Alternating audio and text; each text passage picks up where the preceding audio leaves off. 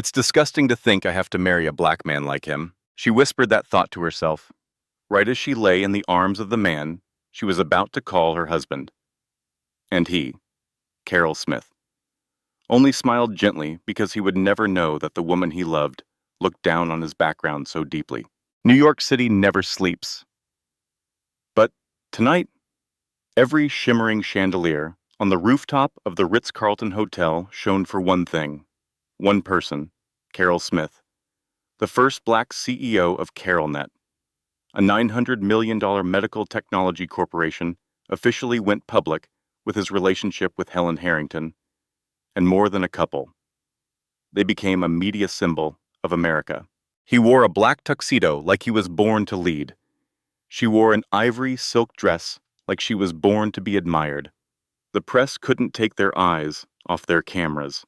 A white female broadcaster whispered, "She's really there with him. Didn't see that coming." Carol didn't hear it, but Helen did, and she smiled, as if she enjoyed the admiration. She's playing Juliet for all of Wall Street to watch. 3 months ago, they had never met. 2 months ago, he thought she was a philanthropist asking for funding. And just 4 weeks ago, she whispered to him for the first time over dinner, "I've followed your career for 3 years. I never thought someone like you would be so lonely." She spoke with eyes veiled in mist. Carol believed her, and maybe the entire country did too. But the truth is, Helen had never read a single article about Carol. She had only followed his wallet. And that day, she had memorized every line in the financial report of CarolNet. Helen Harrington, heiress of the Harrington family, was once known as the last golden beauty of American aristocracy. Her family once owned 4 iconic buildings in the heart of Manhattan, but now, one has been transferred. 2 are mortgaged. The last one is quietly up for sale. She didn't need love. She needed a man with financial power and not enough self-confidence to question her. And Carol, the man with gentle eyes and a warm, deep voice, was the perfect choice. An old, lonely lion who thinks he's taming a swan at an Italian dinner, where every guest looked at her like a real-life princess. Carol took Helen's hand and asked, "Have you ever thought our story might go further?" Helen pulled her hand back, a little shy in instinct carefully trained. "I don't want you to think I'm here for money, but if one day it happens, then I want to be a good wife." Carol smiled.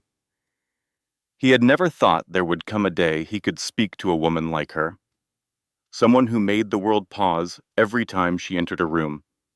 He was the son of a single nurse, raised in the Bronx, where gunshots were more familiar than birdsong. Helen was the definition of the world he once thought he could never reach, and she made him believe that love could break through all classes.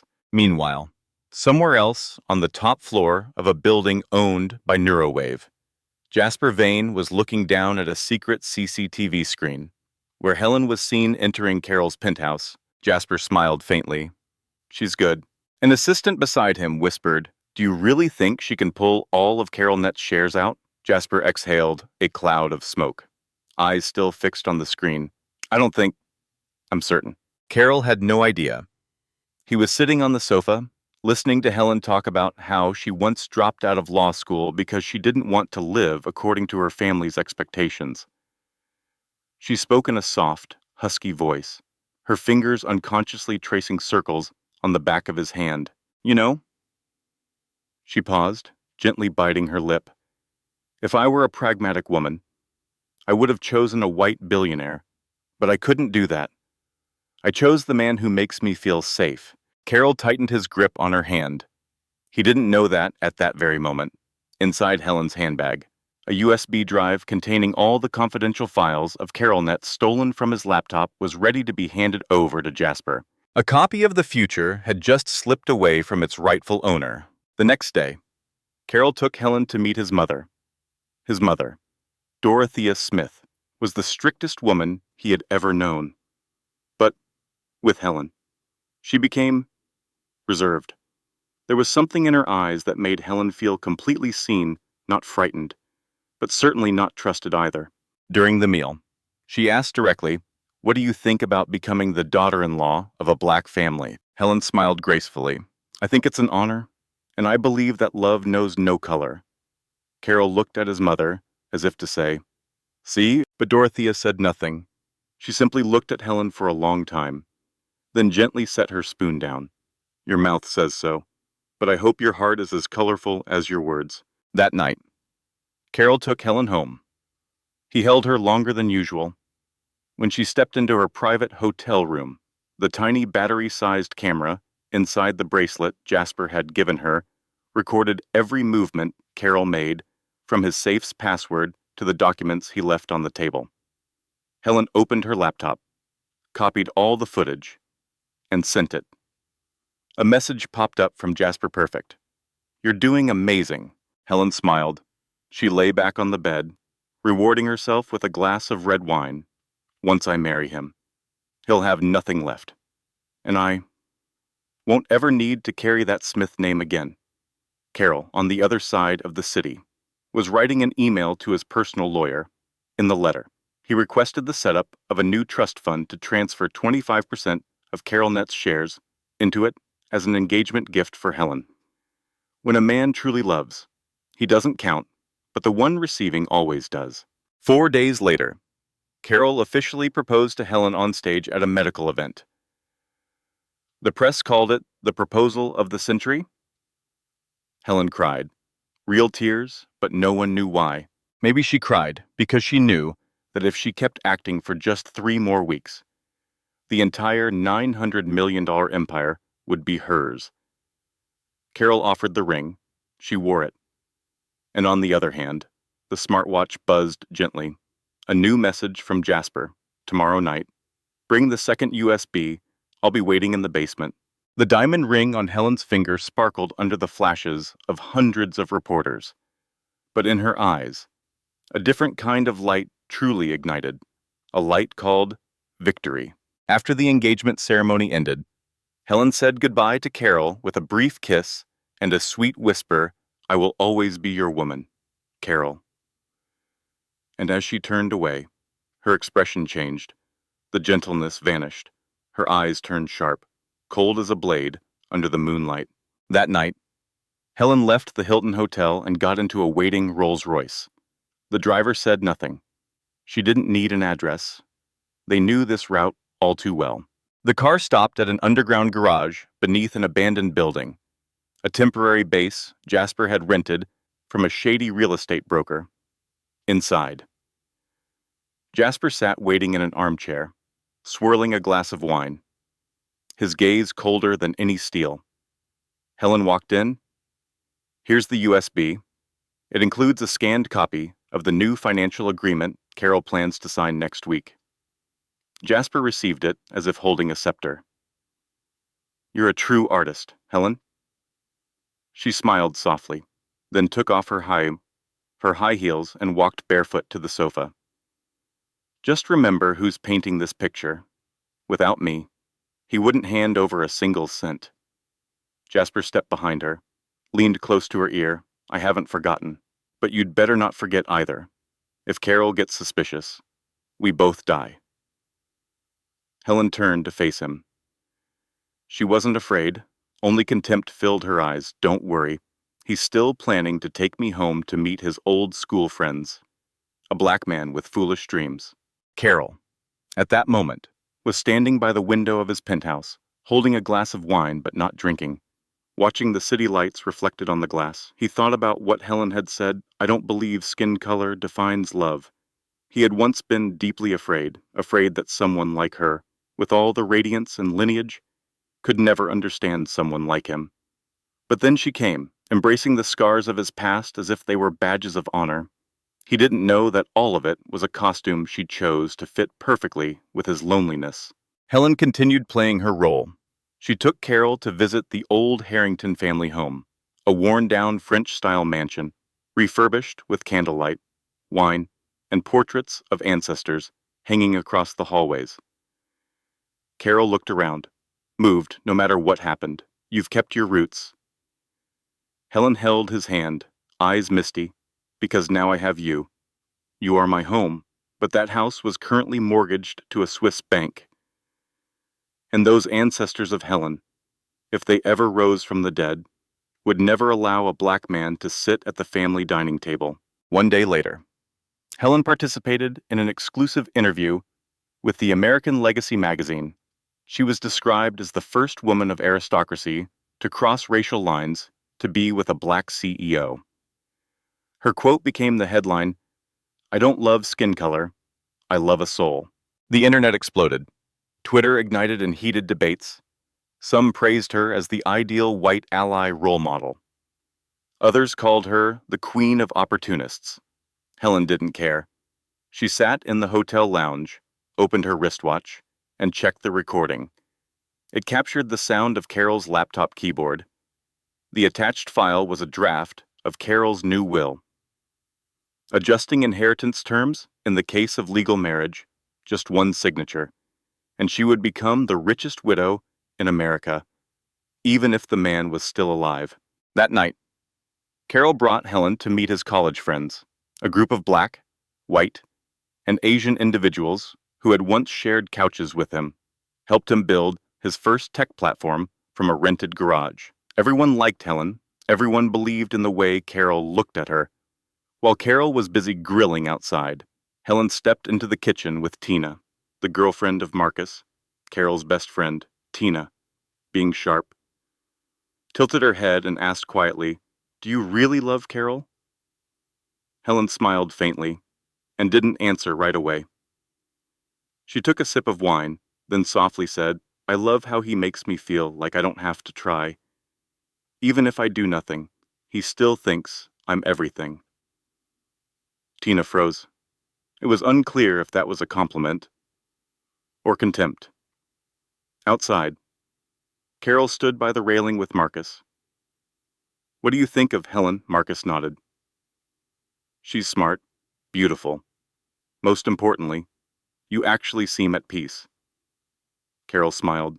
"For the first time in my life, I think I can trust someone completely, but in a world where trust is more expensive than stocks. Complete might be the very thing that kills him."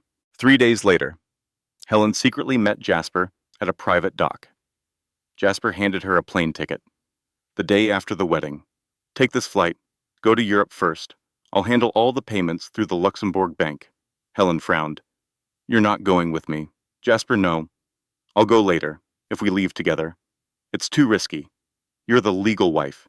You have the right to transfer the assets. I'll come once the money is safe." Helen thought for a moment, then nodded. "I'll be his wife for 48 hours. After that, I'll be the atomic bomb that blows up his entire kingdom." On the last night before the wedding, Carol hosted a small dinner party. He handwrote a letter for Helen, sealed it, and marked it, "Open after the wedding," in the letter. He wrote, "If you're reading this, it means I've given you everything, even the parts I never believed I could give anyone." Helen accepted the letter, smiling brightly, but as she turned away, she burned it immediately in the hotel fireplace. The flames rose, consuming the words Carol had written with his whole heart. But before the ashes cooled, a card was about to be played not from her hand, but from someone she never expected, who had finally awakened. The engagement party faded into the past like a dream carefully edited for national television.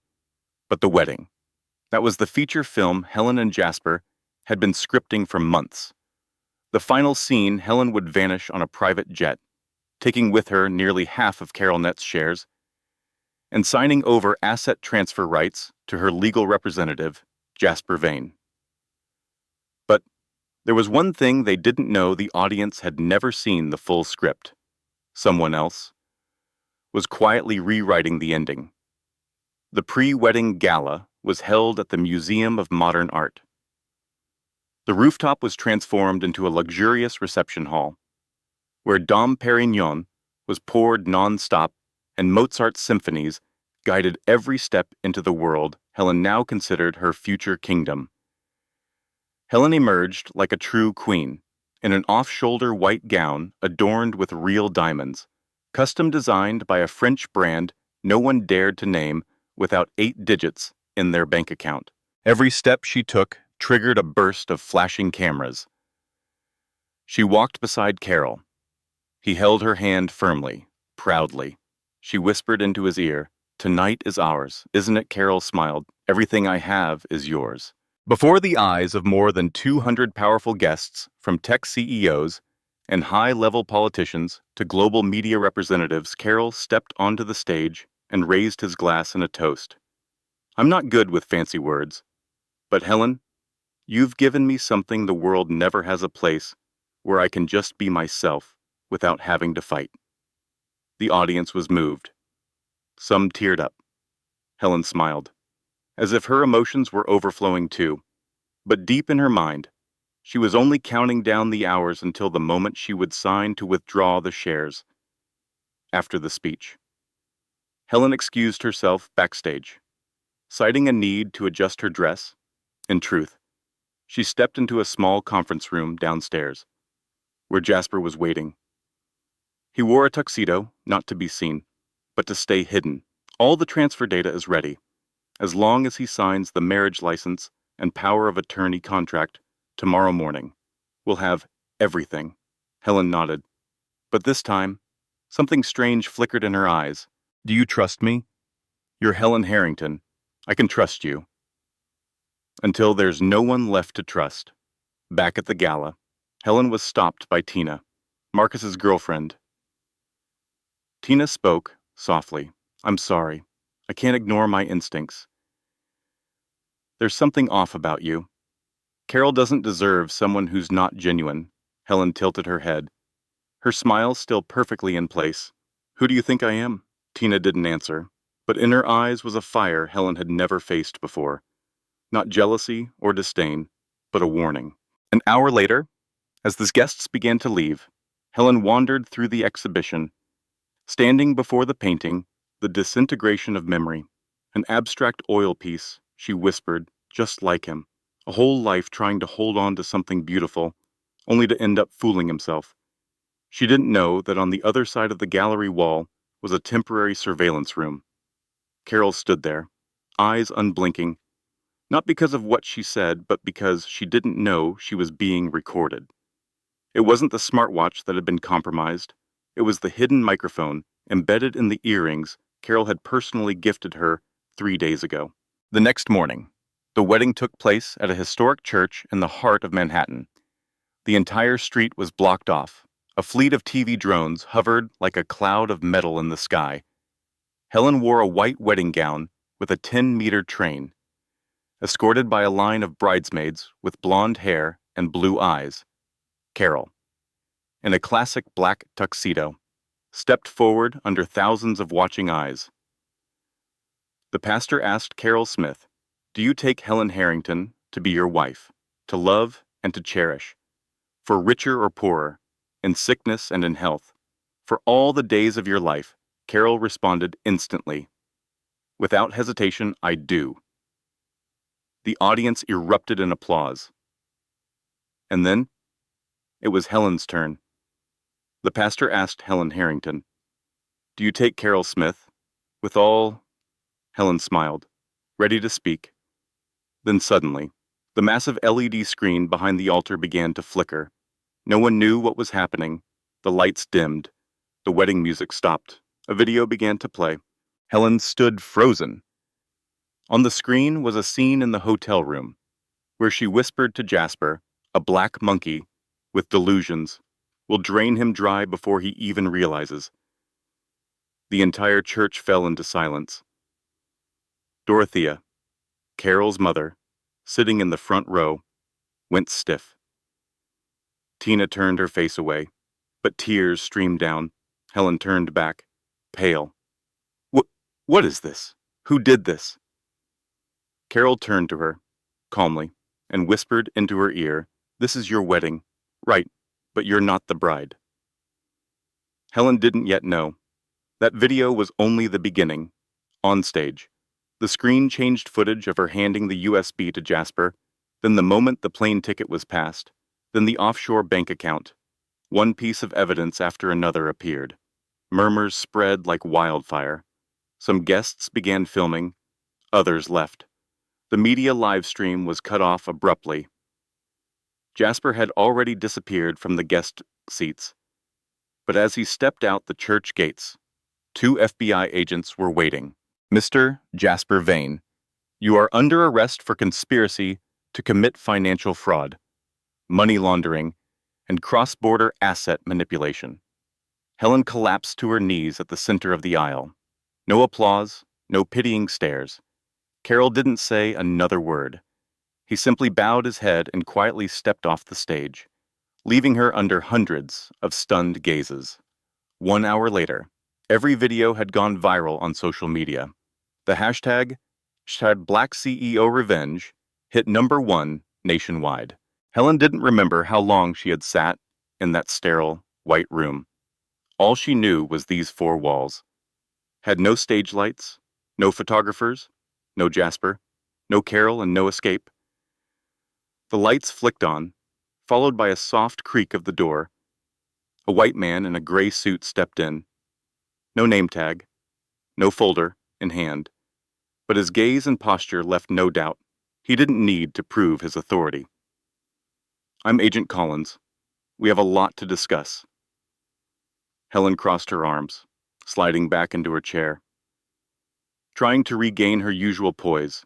What is this I'm being framed? I'm the victim of a media setup. Collins didn't react.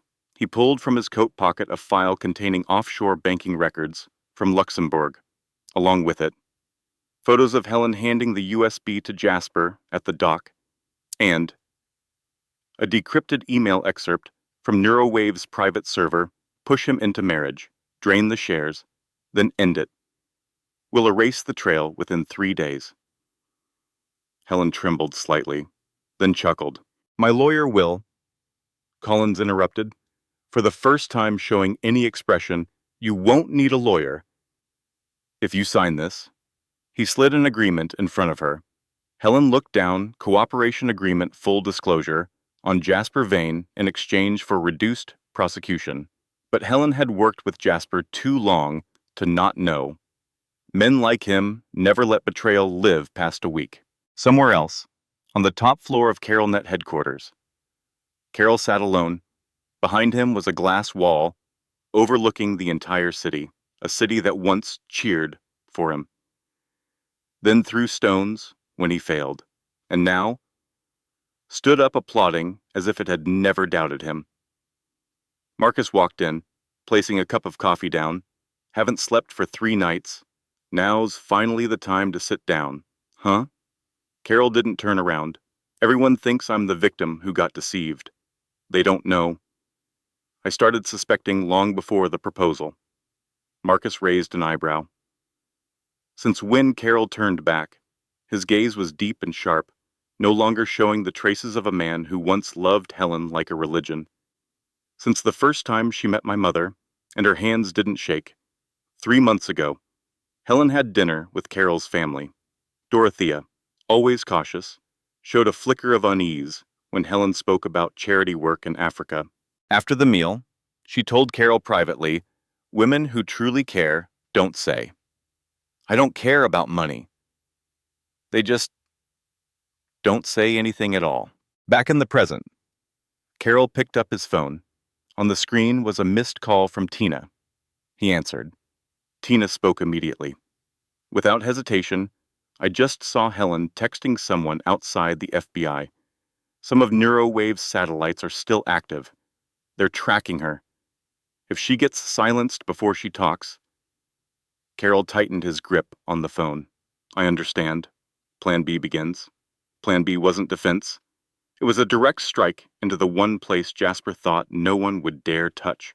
At the Vane estate in New Hampshire, Jasper sat in a walnut-paneled room, watching the news with an indifferent expression. On the screen was the footage of him being escorted out of the wedding by federal agents. Jasper was still in his tuxedo, tie loosened, hair disheveled, but his gaze had never wavered. A man burst in, panting. Mr. Vane, Carol Smith is suing you in federal court. The case has been fast-tracked, with evidence from the contract between Helen and Neurowave. Jasper poured himself a drink, smirking. A civil suit? Against me? No. Criminal charges. Meanwhile, Helen was under surveillance in a secluded hotel. She received a mysterious envelope. No one knew who sent it. Inside was a handwritten note. If you speak about Neurowave, Jasper will turn what's left of your family into shattered glass. Don't think the FBI can protect you from the hell you created. Helen broke into a cold sweat. She rushed out of her room, demanding to see Agent Collins. I'll talk. Everything. Federal court. 3 days later, the case of Carol Smith versus Jasper Vane captured national media attention. For the first time, a black CEO not only shattered an attempt to steal his company, but struck back with an unprecedented legal strategy. Carol entered the courtroom with a thin folder, but inside was something Jasper never expected: a recording of a conversation between Jasper and a high-ranking politician, discussing money laundering through fake medical projects. The first trap was love. The second was Jasper's own arrogance in thinking he was untouchable. In court, Jasper behaved as usual, smiling, shaking hands with his lawyer, his expression unchanged, until Helen walked in as a witness. The courtroom fell silent. She took the stand, looked at Jasper, then turned to the jury. I admit it, I was complicit. I loved the wrong man, someone who made me believe I was above everything. But the person I betrayed was the only one who never did anything wrong to me. Carol didn't look at her, but the entire court knew every word she spoke was a confession in a tragedy named Helen Harrington. After the trial, Carol stepped out before thousands of cameras. A reporter shouted, "Do you forgive her?" Carol paused for just a moment. Then he said, in a calm but clear voice, "I forgive, but forgiveness doesn't mean forgetting. It means reminding myself never to let anyone do that to me again." Helen left the courtroom in silence. No handcuffs, no shouts, no reporters chasing her for a headline. She walked down a hallway that felt like a time tunnel, a place where countless white women, once hailed as symbols of racial harmony, had walked before and vanished quietly. But none of them had ever been led into a trap by the very man they thought they were manipulating, only to discover too late who was holding the leash. 3 days later, Jasper's trial entered its second phase, focused on money laundering, financial manipulation, and nationwide medical investment fraud. CarolNet's legal team presented an 84-page analysis showing that Neurowave, under the guise of medical tech partnerships, had secretly sabotaged 11 black-owned startups, stolen their tech, manipulated media coverage, then resold the products at 100x the price. The courtroom was stunned. A white judge exclaimed, "This isn't just fraud. This is a systemic crime." Carol took the stand. No documents, no lawyer beside him, no script. He simply said, "I'm not a victim. I'm living proof that betrayal doesn't weaken us. It makes us stronger." He recounted every moment from the day Helen entered his life with a smile to the moment he first heard the recording on his smartwatch. He didn't cry. He didn't flinch. But the courtroom couldn't take their eyes off him. One white juror, sitting in the front, wiped away tears. After the session, Jasper was held in custody, awaiting sentencing, in his cell. He still smiled, even after losing everything. Helen was offered witness protection after her cooperation agreement was verified in court. But she refused. "I won't run anymore," she said. "I once saw him as a stepping stone. Now I want to walk on the ground I've built myself." Yet no one knew just as she stepped out of the courthouse. A paparazzo captured a photo of her meeting a mysterious man, holding a document folder. That photo has never been released. Carol returned to CarolNet headquarters. Hundreds of employees applauded him like a savior. But instead of giving a typical speech, he simply said, "I don't want you to applaud me because I won a lawsuit.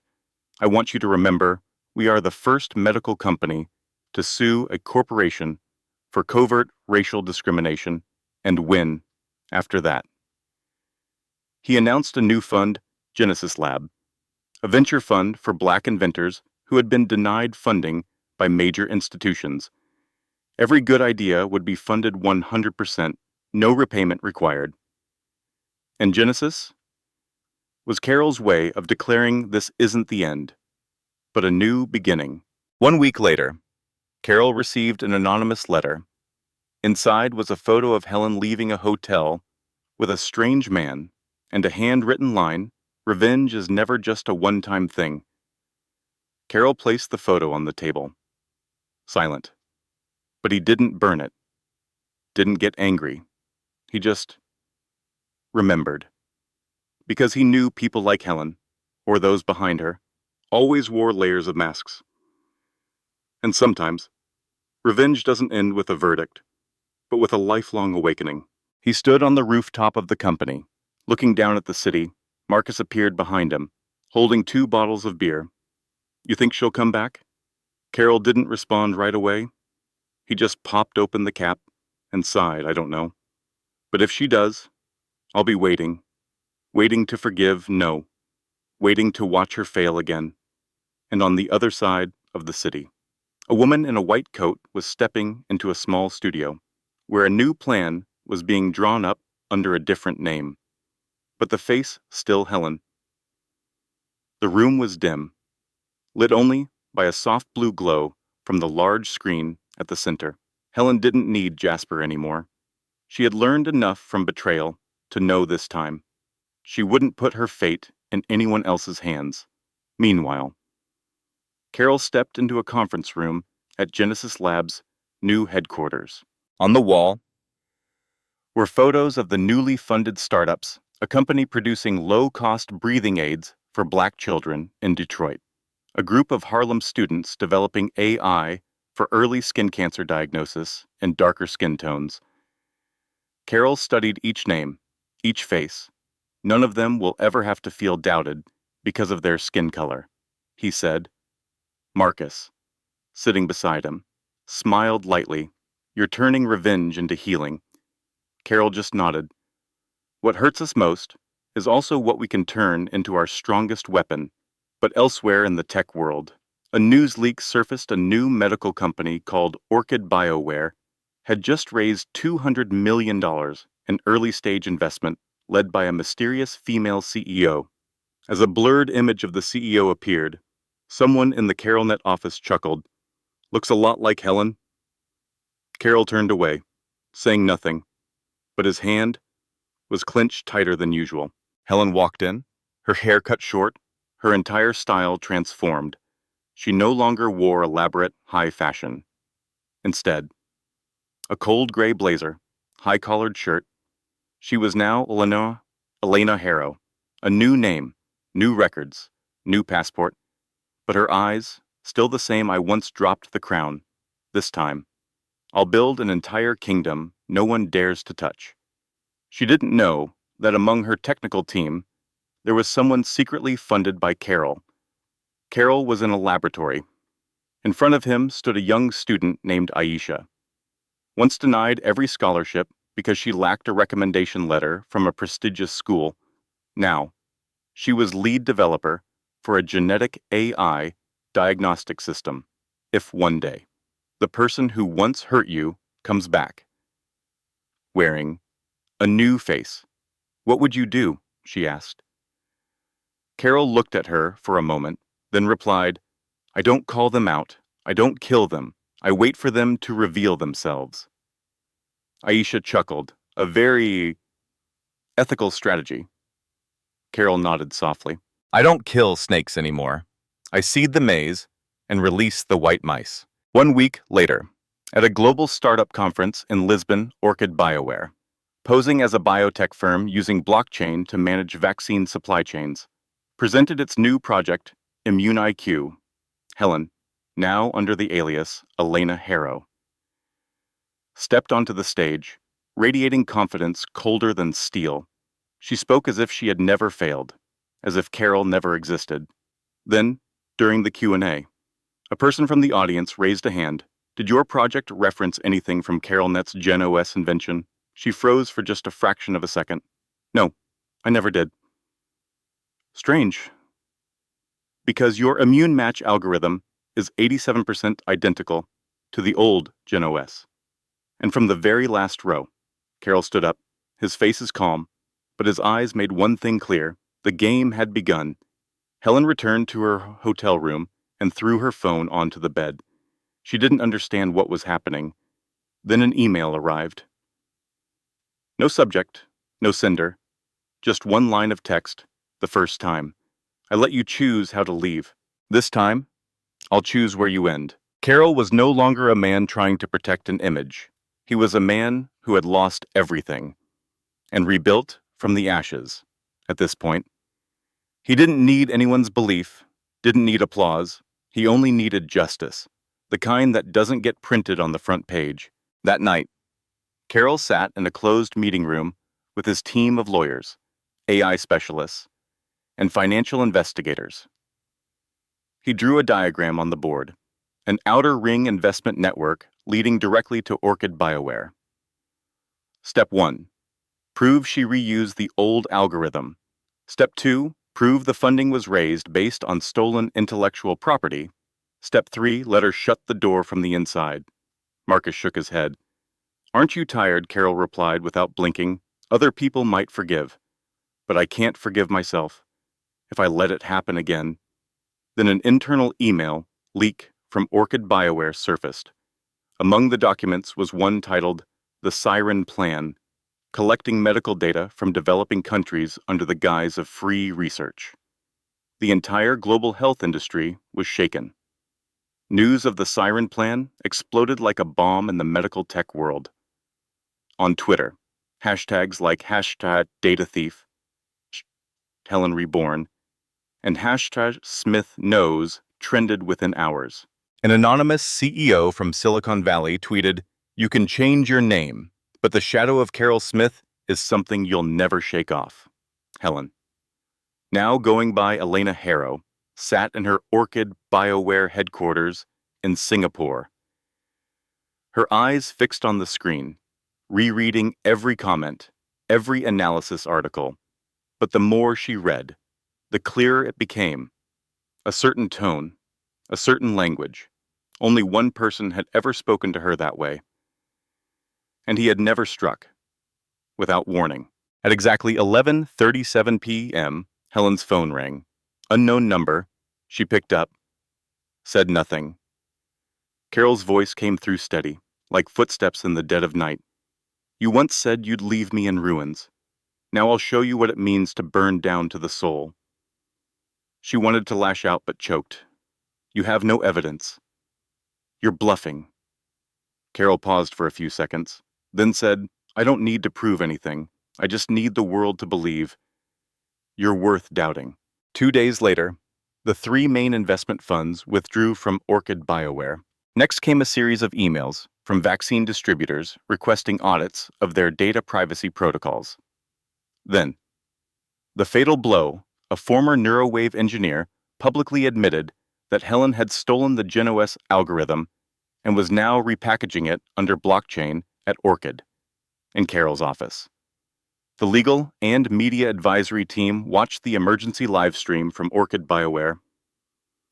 Helen's face was stiff as she was forced to respond publicly. All allegations are fabricated, meant to destroy my personal reputation by someone who can't move on from the past.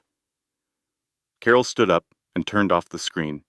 She used me to get famous. Now she's using my name to stay alive. Marcus stepped forward. Is that enough?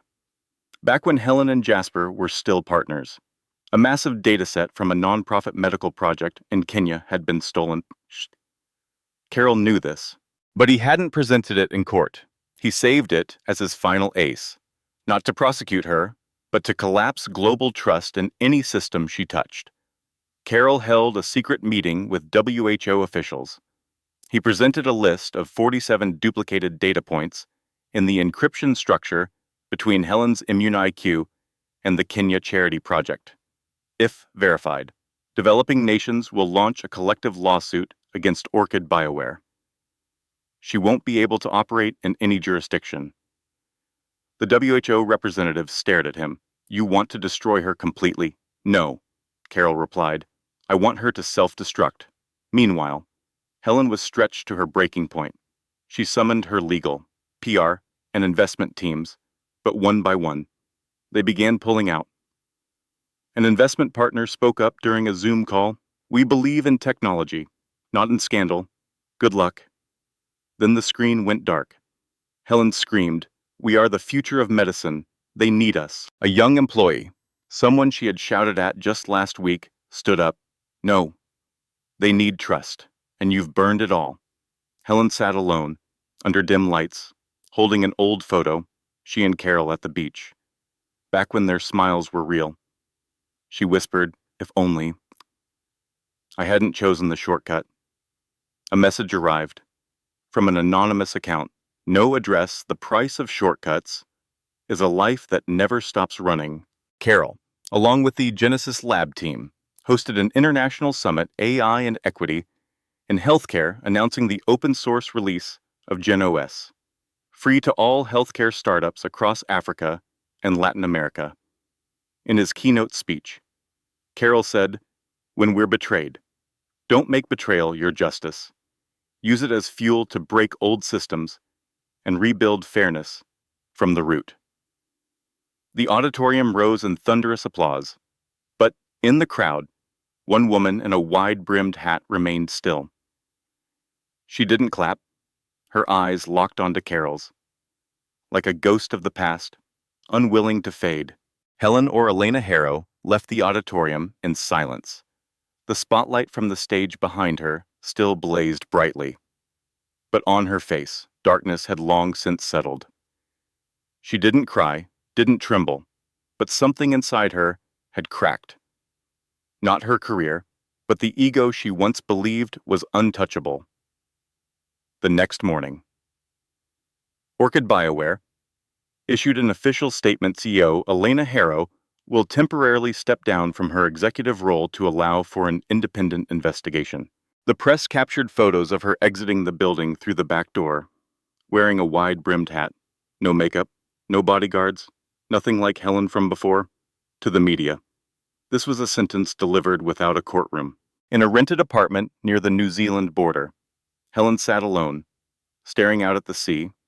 On the table lay an unused plane ticket, a fake passport, and an unopened envelope on the front, handwritten in familiar script, "The last time."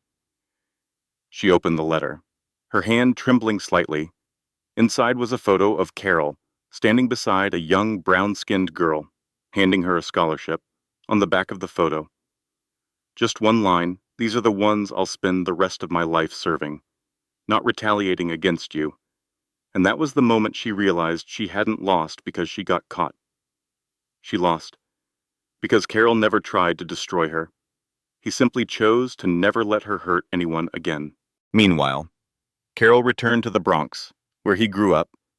He stopped in front of an old house where his mother once worked 3 jobs just to keep him in school. A group of kids was playing ball in the alley. One boy ran past and bumped into him. "Are you the guy from TV yesterday?" Carol knelt down and asked, "What do you want to be when you grow up?" "I want to be a doctor, but my skin's black." Carol placed a hand on the boy's shoulder. "Skin color is where we start, not where we stop, in the fight against darkness. People don't need blinding light. They need someone who doesn't give up." Helen withdrew all the money from her final account. She began rewriting her resume, not to return, but simply to survive. She applied for a job at a local health center under a new name. No one recognized her. No one called her name. She was assigned a receptionist desk, an old computer, and a list of patients needing insurance consultations. On her first day, she sat before the screen, typing her first line, patient name Kareem Johnson, age 62, condition heart disease. She glanced at her reflection in the glass door. No crown, no spotlight, just a woman, learning how to exist without glory. From his Genesis Lab office, Carol received a report on Helen. He simply nodded and told Marcus, "No need to interfere. She's doing the rest herself." Marcus looked at him, half curious. "You once loved her. Seeing this now." "Does it feel satisfying?" Carol replied slowly. "No, I'm sad, because she could have become something so much better. 3 months later, a lecture at MIT, Carol was invited to speak with tech students about ethics in AI and access to healthcare technology. During the Q&A, a white female student asked, "If you had the chance to go back, would you marry her?" The room laughed, but Carol didn't. He looked directly at the girl and said, "No, I'd thank her for teaching me that no future can be built on a foundation of lies, even if the love was real." Helen stood quietly under the bus station awning. In her hand was a newspaper. A small column on the back page, Genesis Lab launches the Phoenix Scholarship for former offenders in the medical field, committed to change. She let out a faint smile, whether bitter or grateful. It was hard to tell. Then she tucked the paper into her bag and stepped onto the bus. Maybe life doesn't always offer a second chance, but if the one who was hurt still leaves a door open, then perhaps walking through it is the last step left to make things right. The sun had just begun to rise over East Manhattan. Carol stood on the balcony of the 52nd floor of the new building, the official headquarters of Genesis Lab, following a record-breaking grant from 3 global humanitarian foundations. On the table beside him was a blueprint, a design for a tech medical training school, created specifically for underrepresented students and those left behind by the education system. But in his hand was still one unsigned folder, labeled Phoenix Candidate. Carol's assistant stepped in, placing a hot coffee beside him. "Are you sure that person? It's her?" Carol didn't look up. "I'm not sure. But if I want the world to learn forgiveness, I have to lead by example." A small graduation ceremony was held at the Community Medical Training Center.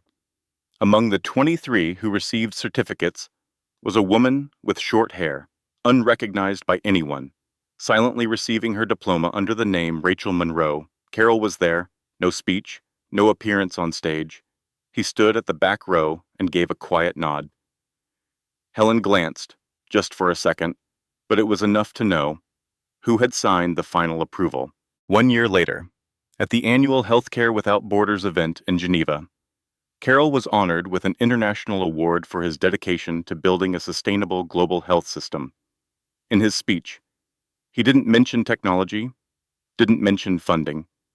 He said only one sentence: "The world doesn't need more heroes.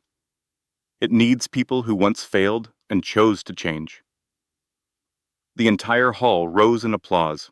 In the last row, Helen sat quietly, no elegant dress, no camera turned her way, but in her hands, a notebook filled with plans for deploying mobile community clinics across Southeast Asia. Helen never looked back, never appeared in the press, never wrote a memoir, never explained.